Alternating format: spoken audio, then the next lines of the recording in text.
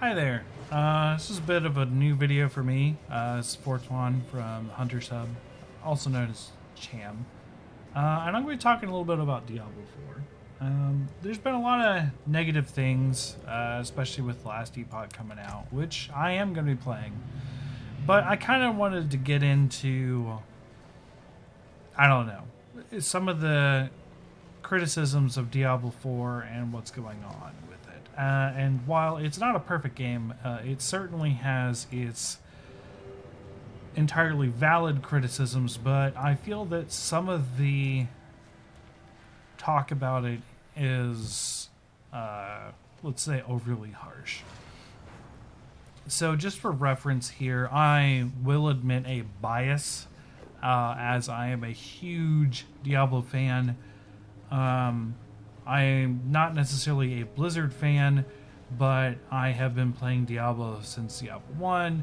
I have extensively played 1, 2, 3, and now 4. This is my 4th character that has hit level 100. This is currently a Season 3 character, and I am doing a Lightning Werewolf build. And while I usually come up with builds myself, this one I kind of referenced a little bit, a lot of what someone else was doing.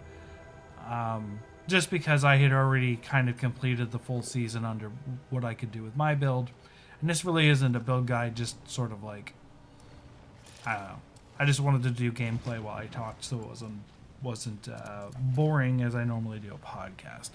So here's, and I'm just probably gonna do, this is also unscripted.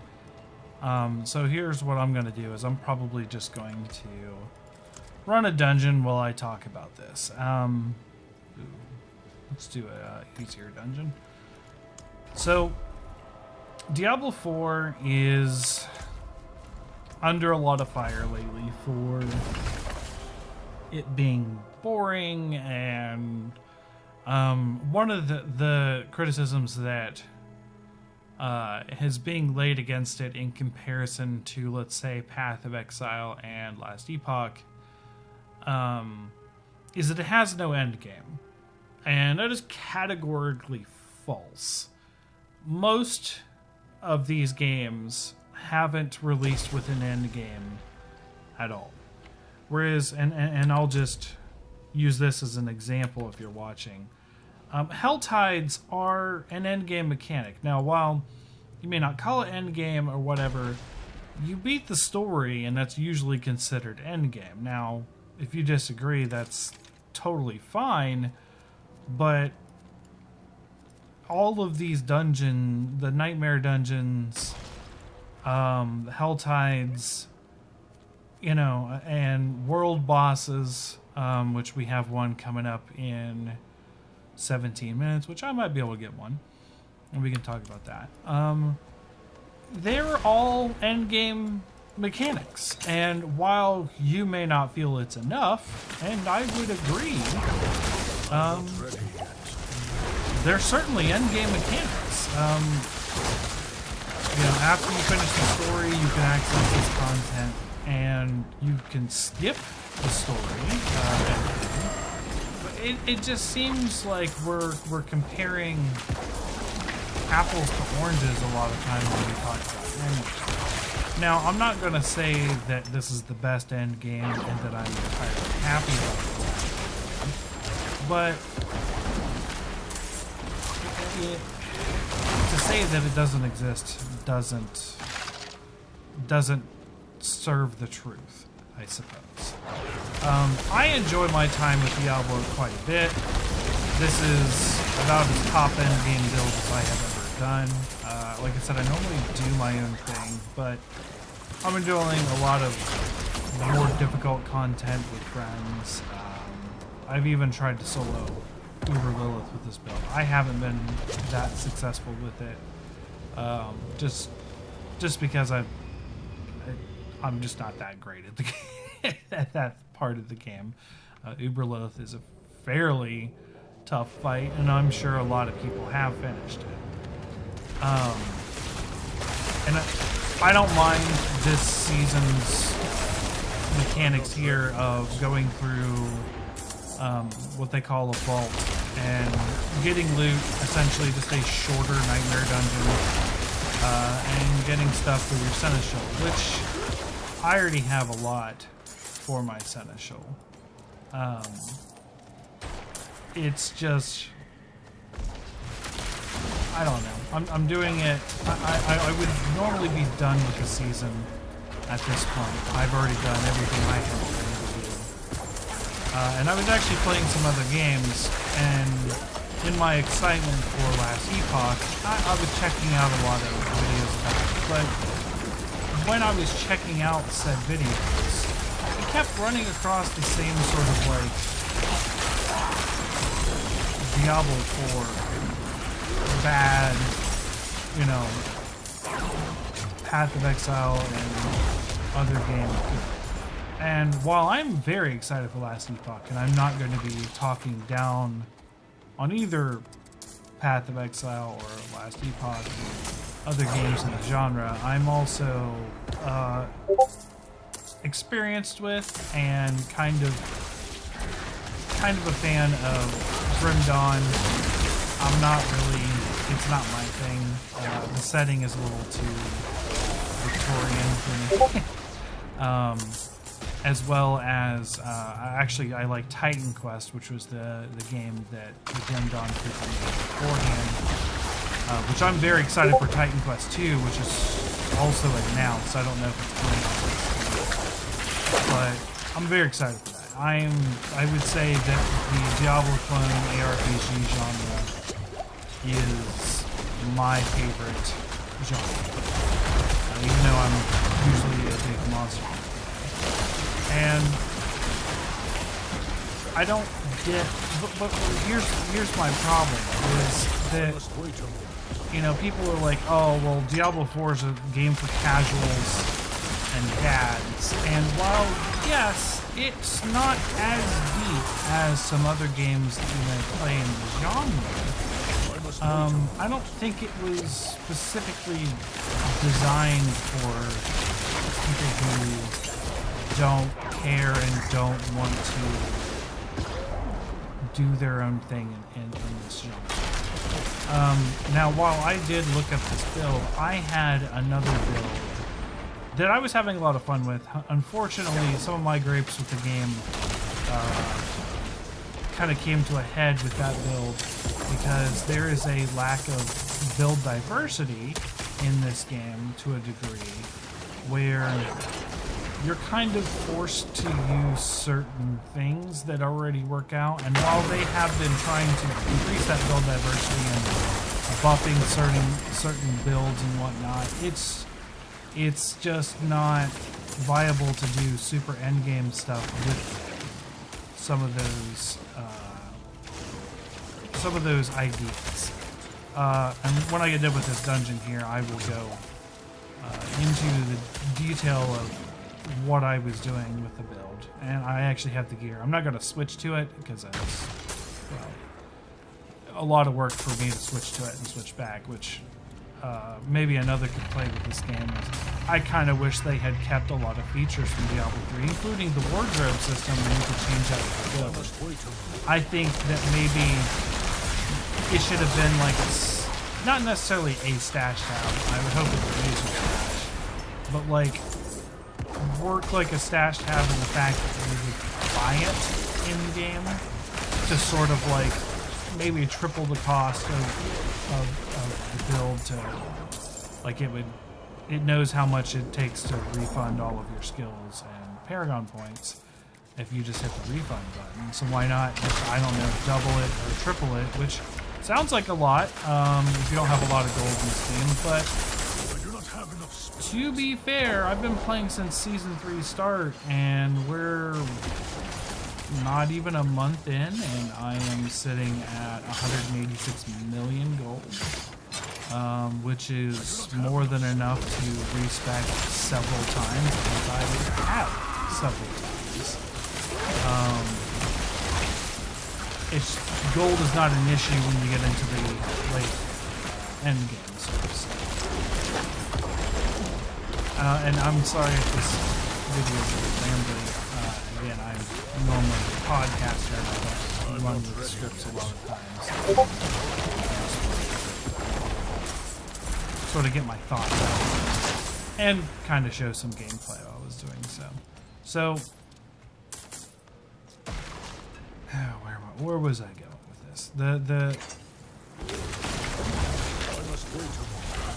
issues for what I was getting at. Sorry, the concerns of it being for dads. Well, yes, I am a father. I do have a lot of spare game time, given my life circumstance of not having my kids all the time and such. And I play a lot of games. I play a lot of time in games. I have already finished 4 games this year, and put several, and finished as in beat 4 separate games that are not Diablo 4. I played on Guard, I played RoboCop, just to name 2 of them. I'll have to look at my list to remember the other ones. I'm playing Coffee Talk and such. So I play a lot of different games. And I enjoy Diablo quite a bit as someone who is a quote-unquote core or hardcore gamer. While I wouldn't call myself necessarily hardcore, especially in some circles, I consider myself a little bit more of a completionist, more so than, let's say, hardcore. I'm certainly not casual, and I have had problems with being called casual before, just because I'm not a time attacker in the Monster Hunter community. I got a unique. So I don't see that argument as a necessarily valid one for Diablo. There is depth here, and there is something that you can work with. One of the things that I enjoyed hearing from Kriparian, if you're familiar with that content creator, he was recently on a podcast with another creator that I watched, Darth Microtransactions, and they were discussing Diablo 4 and whatnot, and Crip talked about a build that he was trying to go for that wasn't necessarily meta. And I enjoyed that about that, and he was having fun with sort of coming up with his own build, but he was also concerned because, like, no one else was trying it, and he was doing a sort of like a necromancer pet build. And that is where I'm going to lead into some of my absolutely, I think there are some absolutely valid problems with Diablo 4. And it's not a perfect game. Now, I like it quite a bit, but there are entirely valid concerns concerning what they could be doing. And I'll get into some of them. And I agree with a lot of people with the itemization. And if we look at that, and I normally have this comparison thing on, I'm going to have to read a lot of these affixes if I want to optimize, and sometimes I just don't, and I get bored. And I just like, well, don't care. Yeah, just destroy them. And there is a lot of sort of like reading items like this. What I normally end up doing now is sort of comparing the legendary aspects here and just sort of like blowing away. But where my criticism lie is, as I was getting to with build diversity, the itemization is really heavy on, hey, let's get you to use these sort of like properties on legendary powers and uniques to guide your way to a build, which, while interesting enough right now, you're really only comparing a few things. And I actually have an Uber here that I found, and kind of why I went with the back to the lightning build for my sort of more original build is I saw some guides of people using this with the lightning werewolf, and I wanted to try it out. while the super unique here that I found is great, it does kind of say like, hey, you know, this is more generic, and it doesn't really help on boss fights too much, as you can see, a random shrine effect because you got to kill an elite. But where I'm trying to get at is I would like to see more than 4 properties looking on a weapon. I would like to see that amount better randomized, where, and this was more so a complaint when we had the crit overpower, not crit, but crit and crit damage sort of like vulnerability problem. It's less so of a problem now, but there are multiple things I could want on a pair of boots, and maybe just increasing the number of affixes causes more reading and more of an issue. But it kind of reminded me of Diablo 3, where you had these primary and secondary affixes, and maybe you could just go back to that, I guess, where you're more care about the primary, so like maybe making, you know, like movement speed, just always a thing on boots, please, dear goodness. But, you know, like maybe you don't necessarily care about all stats, but that could be a secondary or a primary, I don't know. But there was a system of having all different categories of stats, and ones that were less important were kind of at the bottom, so you could focus on a smaller amount of stats but still have more to deal with on an item. And so when you were getting to really gritty optimization, you had more options. One of the things that I actually enjoy the Paragon board quite a bit, and this is actually one that I used from someone else's suggestion. Personally, I would normally try to hit all of the all of the rare nodes, whereas I don't with this one. But that's kind of beside the point where I want to go. What I wanted to talk about a little bit about the build and some of the things that I found playing this season specifically that are valid concerns, and I think are concerns throughout the game. While this skill tree is never going to be as complex as certainly Path of Exile, or even what little I know of Last Epoch, I'm kind of saving myself for the actual release.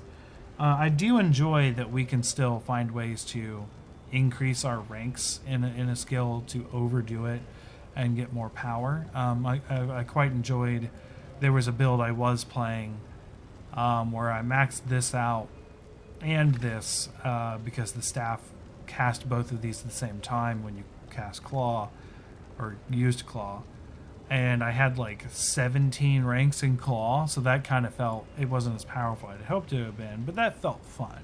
So that there is customization and stuff to be done with this tree, but it is fairly light, as some things have pointed out. It would be nice if we had a little bit more options than 2 on most skills, and maybe have more points to compensate for that, or just make it a little more complex on that front as well. However, there's a couple of problems with that I found in this season in particular that were kind of like against my thinking. And one of those is I wanted to do a rabies werewolf build. And there's a lot of stuff to support rabies now through various affixes and so on. The problem is it just doesn't do enough. There's not enough like powers or legendaries. I think in my box I have rabies spreads faster is actually easiest way, because there's seasonal stuff right now, is stuff in the codex. So your werewolf companions, or your wolf companions become werewolf companions, deal extra damage, which frankly is kind of irrelevant to what I was doing, but they spread rabies. And then the other one was pretty sure it is. Yes, rabies infects an enemy, reduces cooldown, and it's tripled when spreading. So these are like the sort of like two things that we're trying to get rabies to get going. And so I was like, okay, so I'm going to do a werewolf build where I'm going to have bonus ranks to werewolf as per this armor here. And I'm going to... This is for the lightning storm build. I don't think... Oh, I know what I did. And I'm going to lay into the whole damage over time and sort of like stack things like that. And then I found another uber unique Andariel's Visage, and to be honest, as cool as this is to get, doesn't really help the build all that much. Believe it or not, 20% chance to trigger a poison nova that does 15,000 damage while strong isn't enough poison damage. It's just not. It just nothing can keep up with this lightning build that I'm doing. And then on top of that, I was using X Falls right here, which isn't an uber, but it's still exploding for 35,000 damage on that one, 41,368 max. And I had Andariel's Visage on, I had X Falls. I'm doing these on-hit effects to apply poison. You know, I'm applying poison everywhere, and it's just like not getting anywhere. And then on top of that, going back to the skill tree, I was using, like a dummy, apparently, the werewolf ultimate skill, Lacerate. Now this looks, when you look at the damage numbers, it's pretty strong, but in all honesty, just making bosses take more damage with this is just better. Just having an attack that doesn't really do anything more on its... I'm going to get away from whatever that noise is. It's kind of annoying. You know, nothing really changes this. So it kind of caps out and becomes kind of useless in the end again. And then, unlike Grizzly Rage, where there's a lot of legendary powers and affixes to support Grizzly Rage and give you different things and to use it, there's none of that for Lacerate. There's no support for Lacerate. All Lacerate has is +3 ranks because of Mad Wolf's Glee. That's it. And it's not even... there's no legendary affix that changes this. There's like 2 or 3 that change and extend and support Grizzly Rage. And the most mind-baffling thing to me is that there's not just things that make this better. There's things that make this a werewolf skill. There's an affix that makes this a werewolf skill instead of a werebear skill. And gives you the Dire Werewolf, which is a cool thought, but why not just buff or do something to Lacerate if you're a werewolf instead of being like, well, I'm a werewolf, but I want to do Grizzly Rage.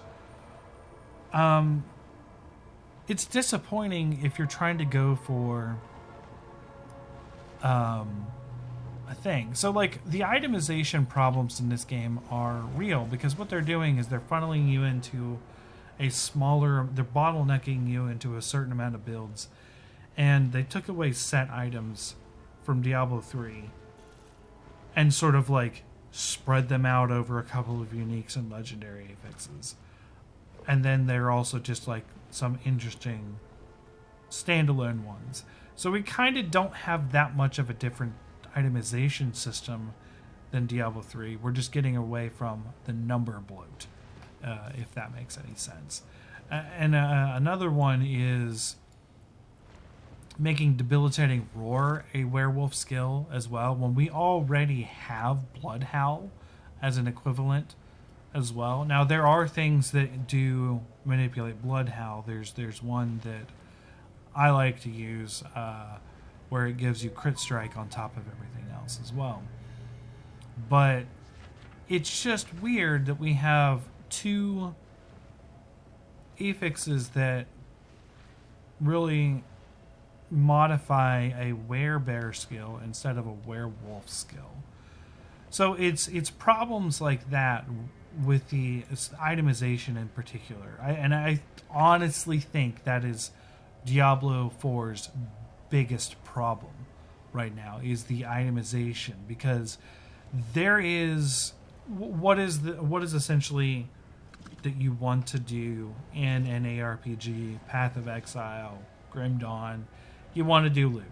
You want to find different ways to get loot and different things to kill to get loot. And while Diablo 4 is limited on some of those options, like basically what are we doing right now? We're running Nightmare Dungeons if you want. You can do vaults right now with the season if you want. And you can kill Uber Duriel and other boss monsters, sort of target farm uniques, and go out in the world and kill things. There could be some better options there. Obviously, I have played Path of Exile. I have gotten to the end game before, but I never got to do mapping. And while the mapping stuff sounds great, and I have looked a little into it, I'm definitely looking forward to Last Epoch system, which I don't remember the name of right now. But those systems are great for getting more loot, but it all boils down to loot. And it all boils down to this itemization problem. And what Diablo 4, if it's going to keep this style of itemization that we're in right now, where we're hunting for specific affixes and optimizing those affixes, to have, we're going to go in the loud room again real quick, but we're optimizing those affixes to have, like instead of the 16 out of, 10 out of 20 range, but it's 16, getting on, okay, I got to find my 20. There's a 13. There's, another 13. And I'm mostly just keeping these in case I want to switch builds again, which I don't think I do, but who knows.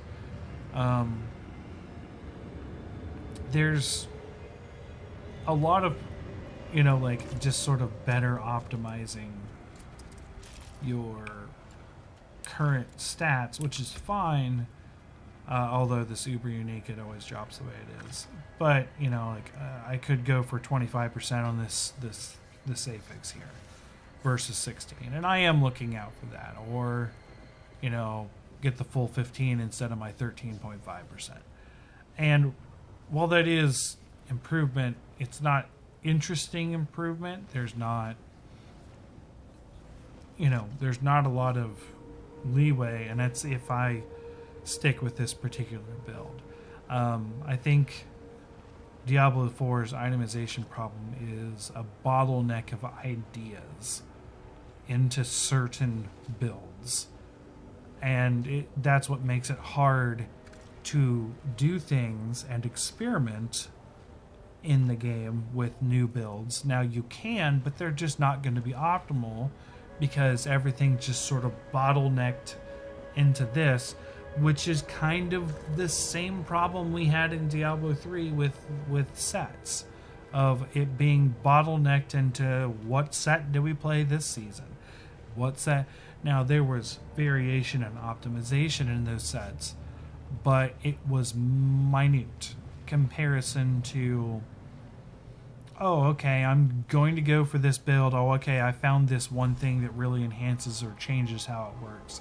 And I think that's the idea of what we want to go for here. But as you can tell, a lot of these things are all playing into a specific idea of using my lightning storm and maximizing my potential out of my lightning storm, because it is a core skill. Get more hits with lightning storm. Make it a werewolf skill so it gets more ranks. Give it a chance to refund its stuff or essence cost, and then more core damage. And this is just good because just 52.5% damage period at attack speed. and crit chance and generically good stats. So I know I'm a little rambly and a little off topic, but at times, but I just want to stress that there are legitimate problems with D4. It's not a perfect game, but I still like it. But let's be more accurate and pointed on our criticisms instead of saying D4 bad. Let's actually have a dialogue of what are you gonna what can we do? What are some ideas? Instead of, you know, doing what I've been seeing is just like, oh, it's a shit game and the developers don't care, and such. And anyone who's been following Diablo directly and watching those developer interviews, if you really, you know, they care about the game. The developers care. Do the executives? I don't know. Those aren't the people we're seeing on camera, but we are seeing the people who are working on this game, and it's needs work. But I think the problems with this game, while valid, shouldn't just be written off as well. I think this game has a space. I don't think that space necessarily is a casual space, as people are saying. I think there is a space for hardcore players in Diablo. I just don't think it's helpful to sort of write this game off too. So yeah, thanks for watching, listening. This is Fortuan with the Hunter's Hub. I don't know if I'm going to be doing these very often. I was just particularly inspired and rambly as always. So yeah, have a good day.